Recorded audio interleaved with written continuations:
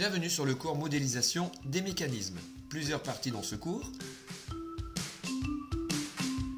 Les mouvements élémentaires, ensuite les sous-ensembles cinématiques, les liaisons cinématiques, le graphe de structure et enfin le schéma cinématique.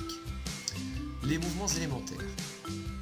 Dans un repère orthonormé, c'est-à-dire axe perpendiculaire entre eux, on peut définir le déplacement d'un objet à partir d'une translation suivant les x noté tx, une rotation autour de x noté rx, par rapport y, ty et y, et enfin suivant z, translation suivant z noté tz, rotation suivant l'axe z noté rz. Le déplacement d'objet peut donc être décomposé en 6 mouvements élémentaires, 3 rotations et 3 translations. On peut considérer qu'un mécanisme est constitué de sous-ensembles cinématiquement équivalents formés même par des pièces. Il s'agit de groupes de pièces ayant le même mouvement lors du fonctionnement du mécanisme. Exemple, ici le mécanisme d'étau. Nous avons différents sous-ensembles cinématiques, le levier, le mort mobile, le corps et la vis. La vis est un sous-ensemble constitué d'une seule pièce.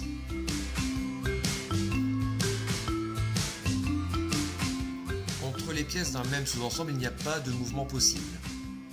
Entre deux sous-ensembles, il y a toujours un mouvement possible. Exemple ici, une rotation et une translation. Ces mouvements peuvent être composés de plusieurs mouvements élémentaires indépendants. Exemple, ici nous avons une translation et une rotation indépendantes. Dans certains cas, il s'agit de mouvements combinés. Exemple, ici si on tourne la vis, elle avance obligatoirement, donc nous avons une translation et une rotation conjuguées.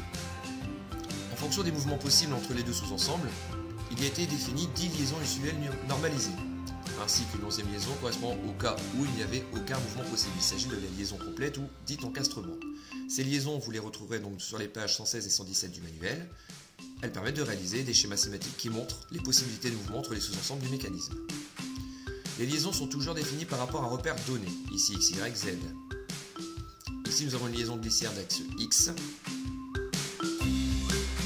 Ici une liaison pivot d'axe x. Nous dessinons la liaison pivot juste en dessous. Ici une liaison pivot glissante d'axe y. Voici la représentation normalisée. Et la liaison hélicoïdale d'axe x. Et voici la représentation normalisée.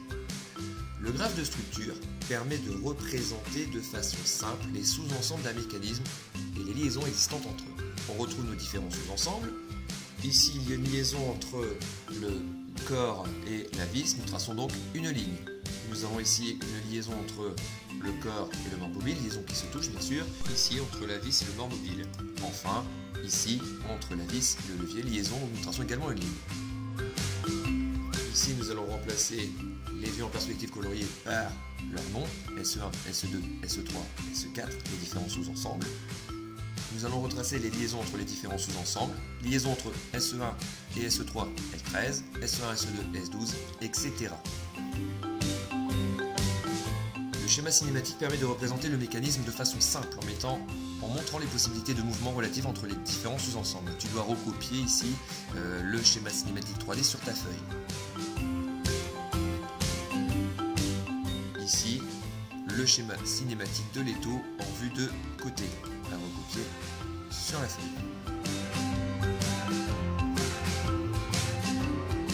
À quoi sert un schéma cinématique? En plus d'être un outil de représentation, le schéma cinématique est avant tout un modèle utile au paramétrage et au calcul mécanique. Il permet d'analyser le comportement mécanique d'un système. Pour cela, il est nécessaire d'indiquer la position des centres de chaque liaison afin de tenir compte des dimensions du système. Ici, les centres sur le schéma ci-dessous, A, B, C et D.